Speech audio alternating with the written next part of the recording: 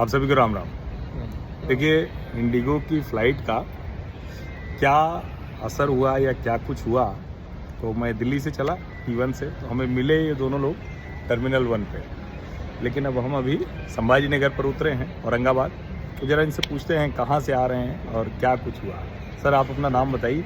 मैं नरेश गर्ग पूना से बोल रहा हूँ। पूना से हैं? हाँ, हम लोग शायद मैरिज फंक्शन अटेंड करने के लिए जयपुर गए थे। अच्छा, कब गए थे आप? हम गए थे 3 दिन पहले।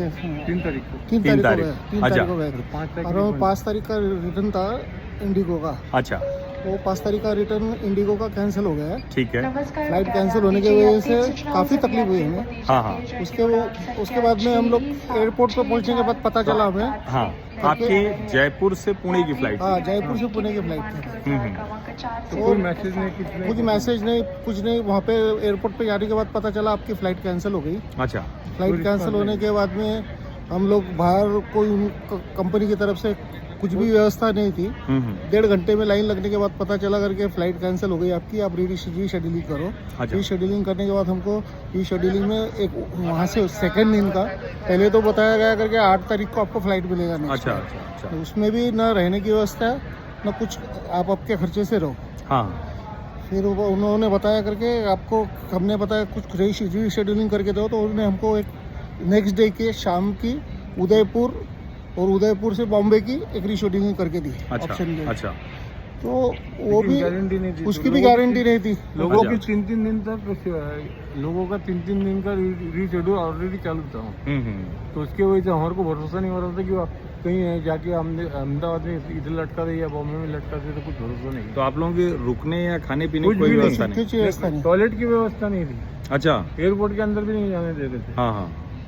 तो फिर आपको ये ऑप्शन दिया कि आप संभाजी नगर आ जाइए? नहीं, संभाजी नगर तो फिर हमने हम फ्रेश होने के लिए होटल का रूम बुक किया। अच्छा। वहाँ पे मतलब फ्रेश हुए। फ्रेश होने के बाद में वापस एयरपोर्ट पे गए और एयरपोर्ट पे और 1.5 घंटे की लाइन में लगे। अच्छा। 1.5 घंटे की लाइन में लगने के बाद में फिर हमने बोला हमारा फ्लाइट कैंसिल कर दो, रिफंड दे दो। रिफंड दे दो। हमने उधर से रिफंड लिया। फिर ट्रेन का देख रहे थे हम, क्रांति एक्सप्रेस करके चलती है जयपुर से पूना के लिए। उसका हमने रिजर्वेशन किया। हमारे को वेटिंग लिस्ट में 18-19 मिला। अच्छा। लेकिन चार्ट जब तक बनते 11-12 पे आया तो कंफर्म नहीं हुआ। रोड भी जाने की उसके बाद में हमने राजधानी दिल्ली टू बॉम्बे का राजधानी एक्सप्रेस का टिकट बुक करा है। उसका भी वेटिंग 21-22 था। अच्छा। तो वो भी कंफर्म नहीं हुआ, फिर उसको कैंसिल करा है हमने। फिर उसके बाद में हमने फिर दिल्ली से इसकी टिकट ली। दिल्ली से तो आपने फ्रेश टिकट कराई? दिल्ली से बॉम्बे 28,000 रुपए की टिकट लिया हमने। अच्छा। दिल्ली से वो भी कैंसिल हो गई। मतलब दिल्ली से मुंबई भी कैंसिल हो गई। तो आपने खुद फ्रेश कराई? 28,000 में हमने टिकट बुक कराई, वो भी कैंसिल हो गई।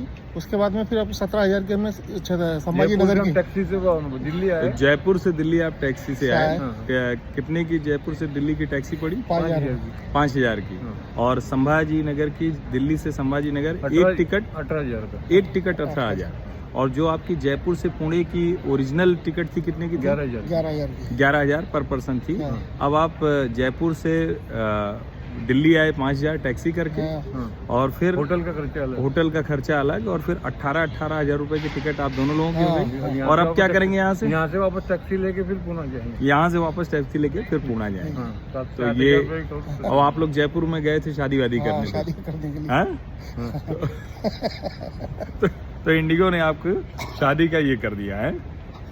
तो शादी का तोहफा दिया हमारा। शादी का तोहफा दिया। आपको क्या लगता है कि इंडिगो को सरकार को क्या करना चाहिए? नहीं, इसके अंदर सबसे बड़ी बात तो है ना, सर्विस ही नहीं है। बोले तो इंडिगो की तरफ से कोई भी कॉर्पोरेट नहीं है। उन्होंने कॉर्पोरेट करना चाहिए।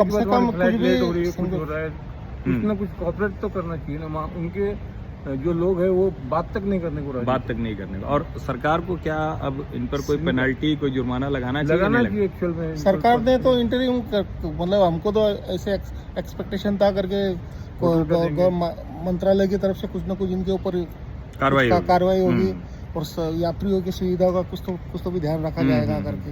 जो तकलीफ हो रहे हैं, जैसे बहुत सारे लोग थे सर, 3-3 दिन से थे। 3 दिन एक तो सिंगल लड़की थी, वो 3 बार रीशेड्यूल करके 3 दिन से रुकी। अकेली लेडीज थी। अकेली लड़की, 20-22 साल की लड़की। बताइए। वो भी जॉब वाली लड़की थी, हम्म। उसको कोई भी अटेंड करने को तैयार नहीं।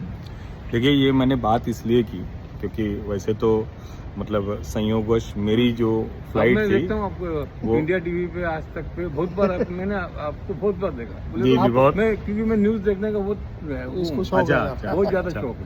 नहीं चलिए अच्छा इस बहाने आपसे बात हो गई ना, आपने पहचाना ना होता मुझे तो ऐसे नहीं मैं भाई थोड़ा को भी बोला, मतलब मैं इनको मेरे को नाम ध्यान में नहीं आया, हाँ हाँ लेकिन मैं बोला मैं इनको इंडिया टीवी पे और आज तक पर डेली देखता हूँ। हाँ, कुछ न जी, कुछ। नहीं चलिए तो अच्छा है। देखिए ये मुश्किल आप समझिए, इंडिगो ने रीशेड्यूल करके भी जो दिया वो क्या दिया वो आपको पूरी बात समझ में आई। ये दो लोगों की कहानी है। ये जयपुर में किसी पारिवारिक विवाह उत्सव में गए थे। एक लड़की का बता रहे हैं जिसको 3 दिन से वो फंसी हुई थी, रीशेड्यूल करना पड़ा, अकेली लड़की थी। ऐसे देश भर में कितने लोग रहेंगे। और इसीलिए मैं पहले दिन से एक बात कह रहा हूँ कि क्रिमिनल नेग्लिजेंस का मसला है। इंडिगो के सीईओ के ऊपर कार्रवाई होनी चाहिए, इंडिगो पर पेनल्टी लगानी चाहिए।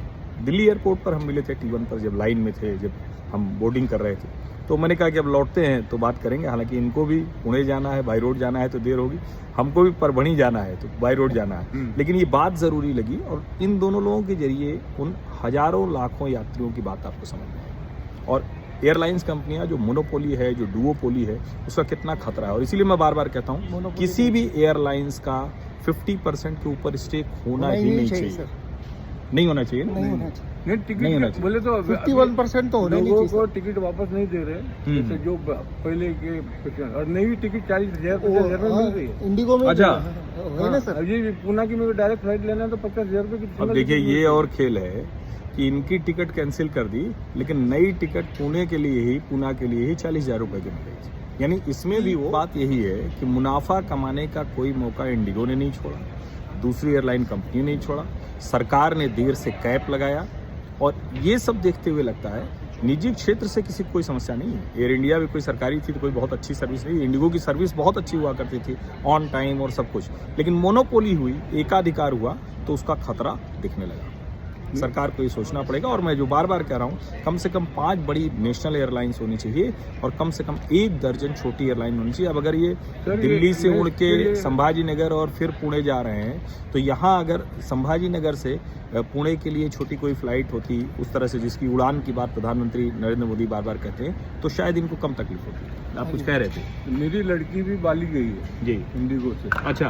तो उसी दिन 4 हाँ, तारीख को हाँ, दिन। उसको 13 घंटे बॉम्बे के एयरपोर्ट में सामान ले लिया, दिया में बिठा के रखा, और अंदर पानी तक नहीं पूछा, पूरा बोले 13 घंटा भूखी गई वो। ओहो। अब देखिए ये बता रहे हैं कि इनकी बेटी बाली गई इंडिगो से, 13 घंटे उसको एयरपोर्ट पे कहाँ, बिठा मुंबई के- में हाँ। बिठा के रखा और कुछ भी नहीं दिया। ये भी मतलब एयरलाइंस अंदर की कमाल, एयरलाइंस ने अंदर भी नहीं दिया। कमाल की मनमानी है। तो जरा ये सोचिए, मुझे लगा कि इन लोगों से बात करके, तो वैसे तो बस मिल के हम लोग निकल जाते फोटो खिंचा के, लेकिन ये थोड़ा ज़रूरी बात थी तो इसलिए हमने कहा ये आप लोगों तक पहुँचना चाहिए। आप सभी का बहुत बहुत धन्यवाद।